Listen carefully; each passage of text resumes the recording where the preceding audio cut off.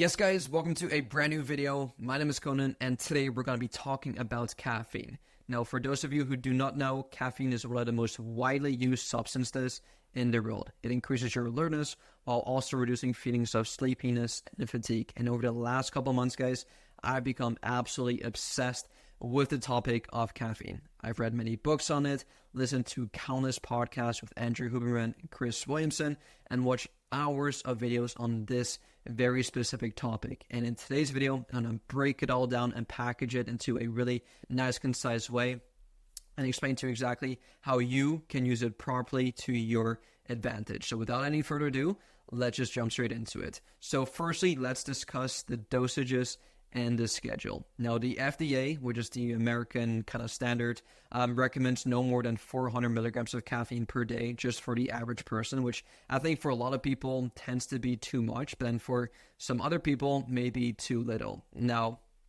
when it comes to this, it is really dose dependent and specific on the person, because I know some people are really sensitive to caffeine, whereas others have built up more of a tolerance towards it and are not as sensitive to it. And so here are just a couple general rules of thumb to keep in mind to personalize your own caffeine dose. So it's always start on the lower end of things and then slowly work your way up. So start with around 1 to 3 milligrams of caffeine per kilogram of body weight. I know most people in the US use pounds. And so if you're sensitive, as always, like I said, just go a bit lower. So if you weigh around 100 kilograms, which is around 220 pounds, a tolerable dose of caffeine will be around 100 to 300 milligrams. Research the caffeine containing beverages that you consume, like soda, tea, coffee, and energy drinks, because I know some people just tend to drink some source of caffeine without really knowing how much caffeine is in it. So make sure that you were aware of kind of like the drinks that you were drinking and how much caffeine are within those drinks, right? So popular coffee and energy drinks can contain anywhere from 50 milligrams to up to 500 milligrams, and some as high as 800 milligrams of caffeine, depending on the size and the source.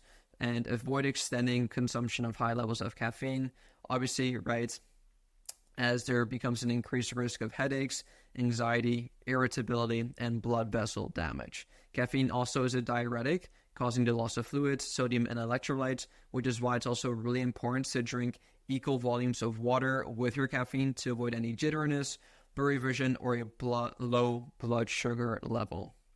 Now, when it comes to the timing specifically, I have made a couple of videos on this, but just a quick little refresher. I recommend most people not to drink caffeine first thing in the morning, because as soon as you wake up, your cortisol levels are sky high. And if you notice that if you drink caffeine first thing in the morning and you kind of experience that crash, that afternoon crash afterwards, a couple hours after drinking the caffeine, I would highly encourage you to allow your cortisol levels to kind of come back to baseline, which typically takes around 1 to 2 hours after waking up. Once that has happened, then I would advise you to have your caffeine intake just to avoid any kind of like crashes afterwards. But if you feel fine drinking caffeine first thing in the morning, then that is totally cool as well. Just make sure that you also kind of hydrate before drinking caffeine with water, since most people wake up slightly dehydrated, and that can also cause some fatigue and reduce mental and physical performance. So a couple rule of thumbs to keep in mind: water first thing in the morning. Ideally, wait at least 1 to 2 hours, then have your first cup of either black coffee or energy drink, whatever you may want to have, right? It's also important to avoid drinking caffeine within 10 to 12 hours of bedtime, because the half-life, and I'll touch on this a bit later on in this video, but the half-life of caffeine actually is 6 hours. So yeah, if you consume, let's say, 500 milligrams of caffeine at noon, you're still going to have around let's say 12 hours in, the quarter life, or 12 hours in, you're still going to have a quarter of that in your system, which is going to be 125 milligrams in your body pretty much at midnight. So it's good to kind of like not have it too late in the day as well. Now, here's a fun fact. Consuming caffeine on an empty stomach actually allows for a smaller dose to have the same stimulant and performance enhancing effects. So if you have it fasted, for example, you may notice that you don't need as much in order to yield the same result, right? So I typically like to have, if I do have caffeine, have it on an empty stomach, just so it kind of hits me harder, as opposed to having it on a fed stomach. Now, peak focus and alertness will occur depending on a person, but on average around 30 minutes after consuming caffeine and lasts around 60 minutes. So if you want to time it towards maybe like before you go to work, for example, or before you do your workout, this will be a good kind of like time frame to kind of start consuming your first kind of sip of caffeine. Now, when it comes to sleep and caffeine, essentially adenosine builds up during the day and causes feelings of sleepiness and lethargy. Caffeine works by binding to adenosine receptors in the brain and prevents the effects of adenosine, which helps us feel less tired and more energetic.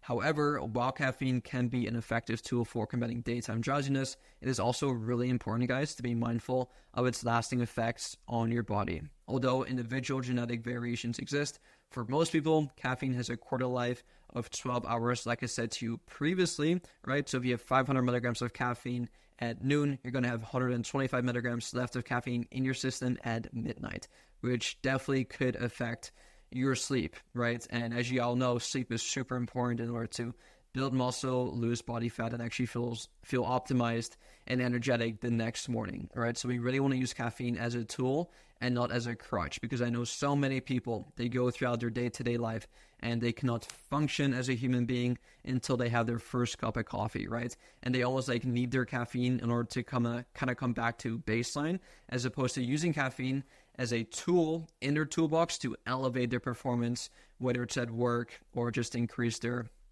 mental alertness or what have you, right? So even if you're able to fall asleep after consuming caffeine late in the day, the caffeine, right, that can still kind of like disrupt your deep sleep and also your REM sleep. So to protect your sleep, like I said, it's typically best to avoid caffeine for at least 10 to 12 hours before bedtime. So make sure that you time it appropriately, not too early in the morning, but then also not too late at night either. Mental performance. Caffeine can have an antidepressant effect because it increases the catecholamines molecules, which include your dopamine, your norepinephrine, and your epinephrine, which increases motivation, alertness, and drive. Regular caffeine consumption improves mood and well-being and is associated with a lower risk of depression, which is quite nice, right? And now when it comes to physical performance, right, you guys have probably seen pre-workout drinks, beverages, tubs, powders. That's the main ingredient found in most of them is caffeine, right? And there's a strong reason for that, because it can definitely increase your physical performance.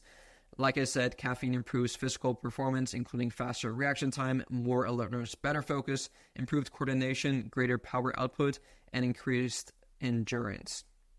It also reduces fatigue, increases your VO2 max, enhances strength, peak power outputs, and muscle contractibility, and improves feelings of well-being during exercise. So this is a really, really awesome tool in the toolbox before one of your workouts, right? Now, of course, with this, use it sparingly. I do not want to see anyone find themselves in a situation, especially my clients, who almost like use this as a crutch, similar to what I said earlier, when people rely on it in order to like feel like a functioning human being.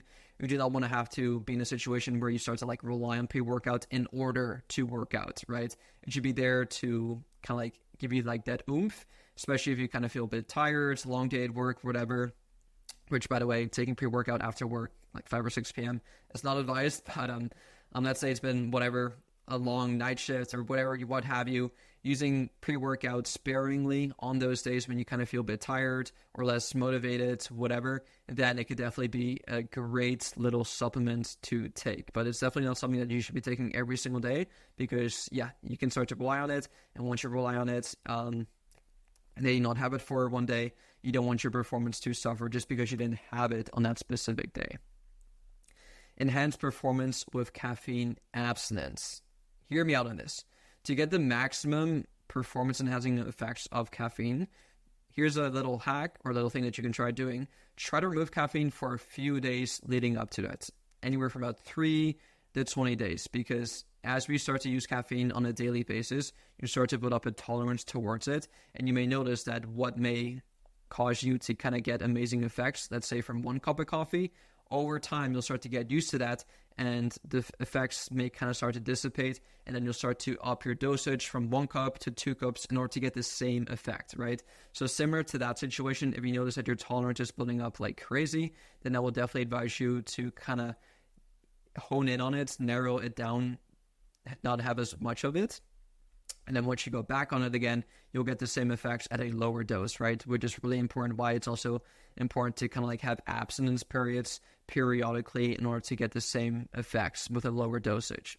So using this example, if, for example, on game day, let's say you have this marathon race coming up, which I actually have coming up in the next couple months, or if you have like this really important sports that you're playing and it's game day, or you got this powerlifting meet or this bodybuilding, probably not bodybuilding show, but let's say powerlifting meet, any type of game day event, try doing this. So again, 30 to 20, remove caffeine 3 to 20 days leading up to that event. Then on the day of the challenge, let's say it's a marathon, consume around 30 minutes, consume caffeine 30 minutes before the start.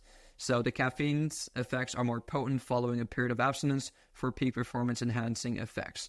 If abstinence is too painful, like let's say you go a couple days without the caffeine and it's just like too painful, try to reduce your daily caffeine dose for 1 to 3 weeks or even for a few days. Then on the day of the challenge, consume your caffeine or consume your regular caffeine dose for boost in mood, energy, and performance. So it can definitely be something that you can utilize in a really strategic way as well. Dopamine stacking with caution. So this is really important, guys. If you struggle with motivation, avoid frequent dopamine stacking. And here's what I mean by that. Dopamine stacking is a combination of multiple inputs, chemical and behavioral, to increase dopamine release. For example, combining loud music and a highly caffeinated energy drink to ramp yourself up before an intense workout, which is what most people tend to do, right? You get their pre-workout chugging on their way to the gym, blasting music in the car. Maybe they have some other dopamine things that they kind of like do. They go on their phone, whatever. Now, this done in moderation is totally fine, but try not to make this the norm, because now you're pretty much elevating your dopamine levels. And a spike in dopamine we always be followed by a dip below baseline before it returns to baseline, right? So your dopamine spikes, and then let's say here's your baseline, and then as it dips, it kind of dips below baseline, right? Now, when dopamine is low, right, below your baseline, you can feel unmotivated until dopamine returns back to baseline levels, right? So you get the spike in dopamine, it goes down below baseline, and then it takes a while to kind of get back to baseline again, right?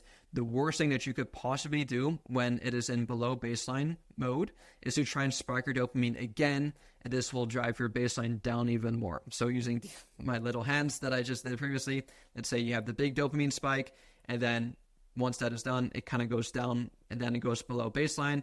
During this time, don't do anything drastic in terms of like, oh, I feel so unmotivated, what do I do? Because you should not always have to feel motivated all the time, or you should not always have dopamine in your system all the time. So allow this phase when it's below baseline to just chill, do its thing, and just expect to not feel super motivated during this time. And don't do anything drastic of like doing some more super crazy stuff to increase the dopamine again, because then when it comes down, it goes even lower than what it was below baseline the first time, right? So be really, really cautious of that. Caffeine is also a strong reinforcer, so we tend to prefer drinks and foods that actually contain caffeine. These reinforcing effects are due to caffeine's ability to improve focus, alertness, mood, and feelings of overall well-being, right? I don't know about you guys, but whenever I ingest caffeine, it just puts me in a really, really good mood. I get excited. I have crazy thoughts in my head of like, oh, I get more creative. I feel like I can do a really good workout. I want to go on a run. I just feel like 10x Cohnan, basically. Caffeine can also increase the number of dopamine receptors within the reward pathways of the brain. This further amplifies the effects of dopamine and also caffeine, right? Because when you ingest caffeine, your dopamine increases. So it's almost like this never-ending cycle where if you want more dopamine, you just kind of associate that with wanting more caffeine, because caffeine increases your dopamine. So last thing here is use caffeine to reinforce behaviors.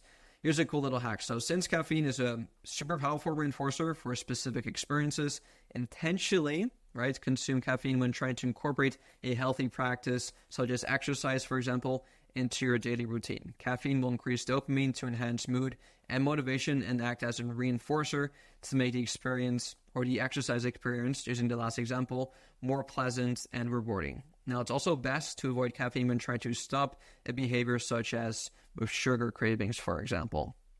So, for instance, if you're trying to reduce sugar cravings, make sure that you're not pairing that with coffee. So make sure that you're not pairing coffee, for example, with a dessert. If so, your sugar cravings are doubly reinforced through both sugar and caffeine's effects on dopamine. So that's everything that I have for you. I've compounded everything that I learned about caffeine from numerous hours of listening to podcasts, hours of videos watched, and also a lot of books read on this specific topic. So hopefully this video made sense to you guys, and hopefully now you're fully equipped with the knowledge and the tools you need to use caffeine to your advantage and not use caffeine as almost like a crutch in order for you just to like live optimally, essentially. Now, if you guys do have any questions on this, please let me know. And if you need help reaching your own specific fitness goals, whether it's to build up muscle, lose body fat, or simply want to live a longer, healthier, more energetic lifestyle, and want to use some of these principles that you just learned about caffeine in your own programming, be sure to schedule a free consultation call with me. The link is down below.